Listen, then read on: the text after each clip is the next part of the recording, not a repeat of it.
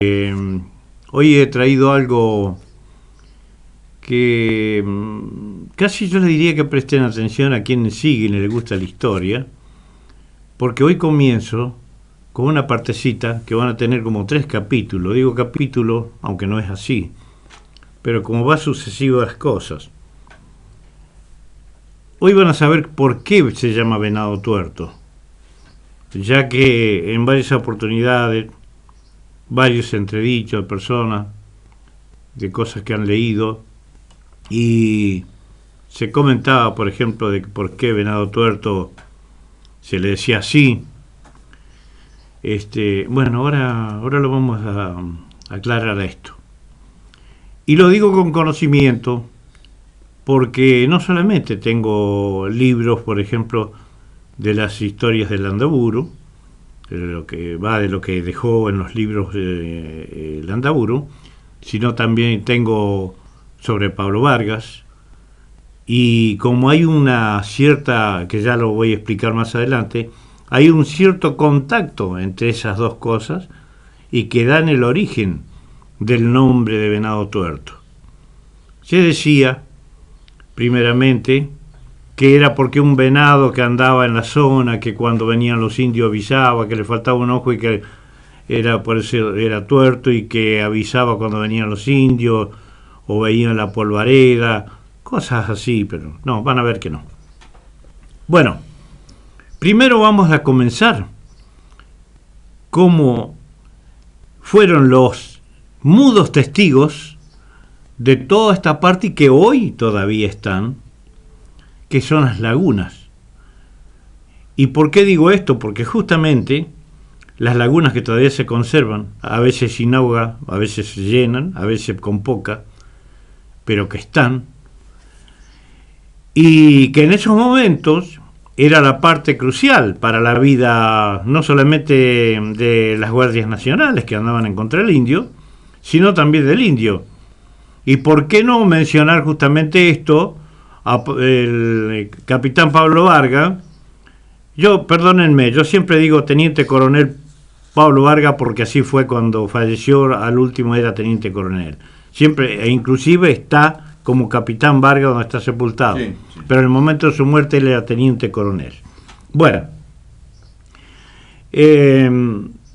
porque él justamente fue uno de los principales conocedores del desierto y quien lo guió a Conrado Excelso Villegas, para fundar Trenquelauquen, porque él conocía el desierto.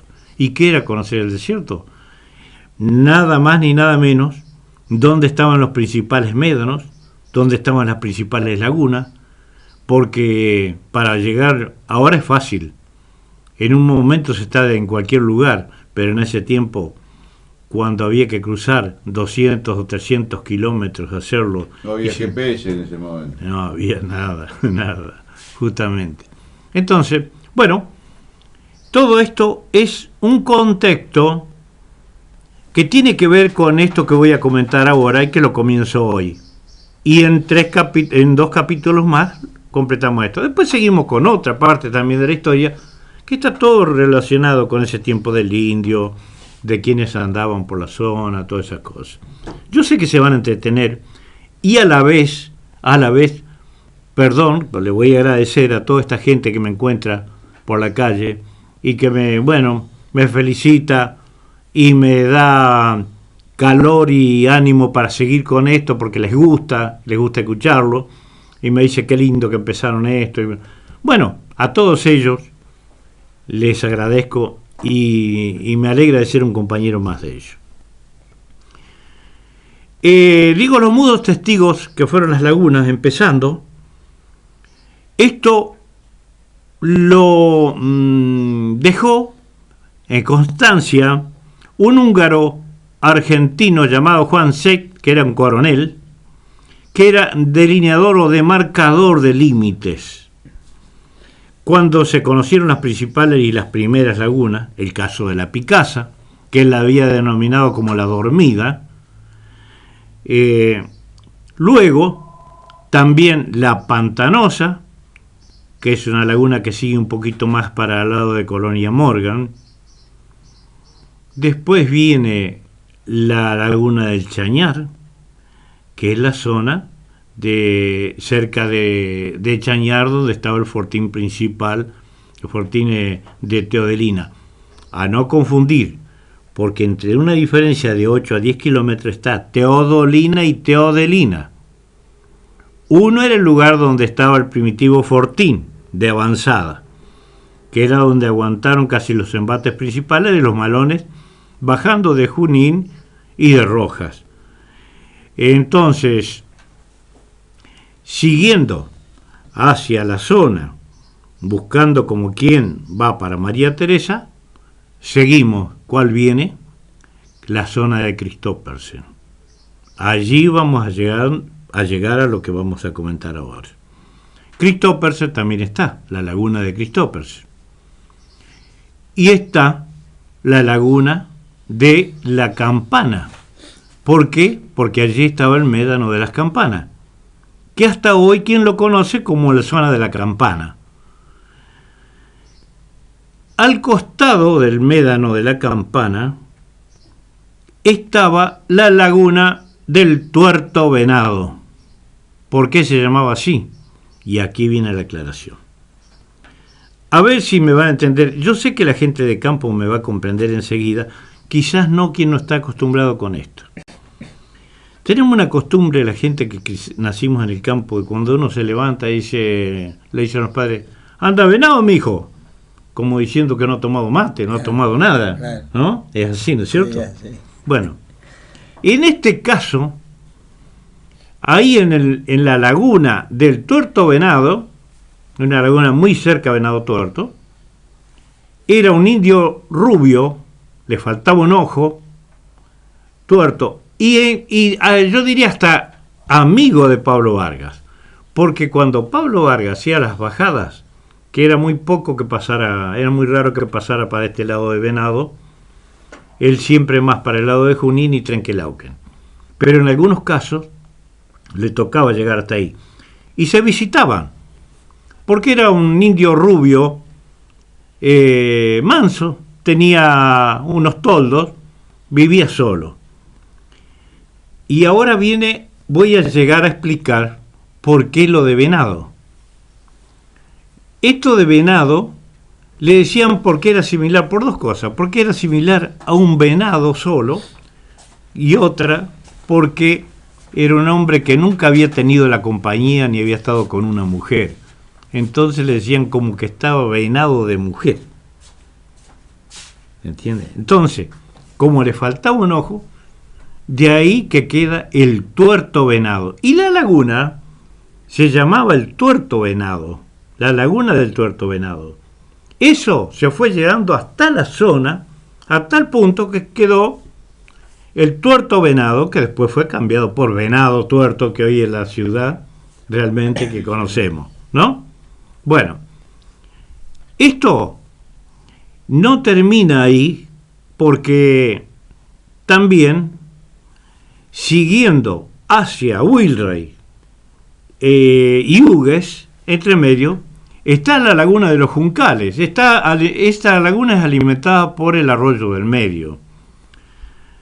Pero eso está cargado de una historia, porque allí, entre la Picasa, entre la zona de la Campana y entre la zona de Wilrey, donde estaba el arroyo del medio, hay cada encontrón entre las guardias nacionales y los indios, que yo después por eso, en el próximo capítulo, voy a empezar a meterme en eso y quiénes eran los principales protagonistas de toda esa andanza y esa guerra contra el indio ahí, en ese lugar.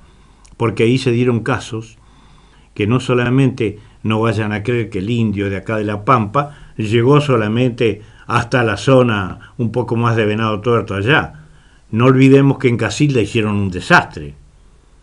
En las estancias, porque el primitivo nombre de Casilda era Colonia La Candelaria, y en las estancias alrededor fue donde se sacaron y se llevaron cautiva a Chile las principales personas de allí, las más pudientes, como las familias gallegos de la posta que estaba justo en el pase a Córdoba.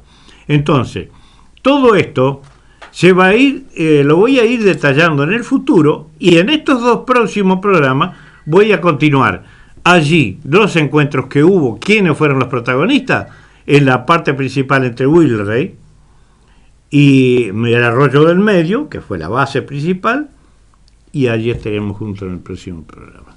Muy bien, Feli. Una docente nos llama, dice: vaya si vale la pena escuchar la historia de nuestros pagos a través de Feli, y qué importante que quede grabado en internet, es un material para escuchar y consultar en forma permanente. Sí, porque esto queda grabado en internet, en el momento que quieran entrar lo pueden hacer, y es un material, creo que muy importante, de todo lo que hace a... Yo le agradezco muchísimo que se interesen por estas cosas, y yo lo dije cuando iba a empezar este programa, te recordás, Juan Carlos, que voy a presentar cosas que son muy ásperas de lo que ha pasado, que a veces no se dicen, de lo que ha pasado. Cada cual que opine lo que quiera, porque tiene sus tintes políticos, sus cosas, pero cada cual opine lo que quiera. Pero sí, hay que saber lo que ha pasado para que sepan que esta patria, que muchos creemos solamente que fue hecha por los principales patriotas, claro que sí que fue, pero no fueron solamente ellos, ¿eh? También está el campo de la Pampa y del centro del país regada y sembrada de huesos de los pobres milicos que no tenían, y perdón la palabra, lleno de piojos, y que no tenían ni caballo para andar. Todo eso lo vamos a mencionar. Después, cada cual opina a su forma. Bueno, están escuchando en Venado. Una venadense escucha la radio por internet y agradece el valor del relato.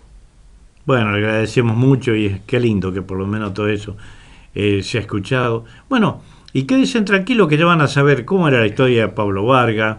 En otro lugar también estoy haciendo otro programa, por otra parte, otros capítulos, como en forma de novela. Y esto lo voy llevando por otro lado también, para que así la gente vaya unificando sus ideas y sus cosas.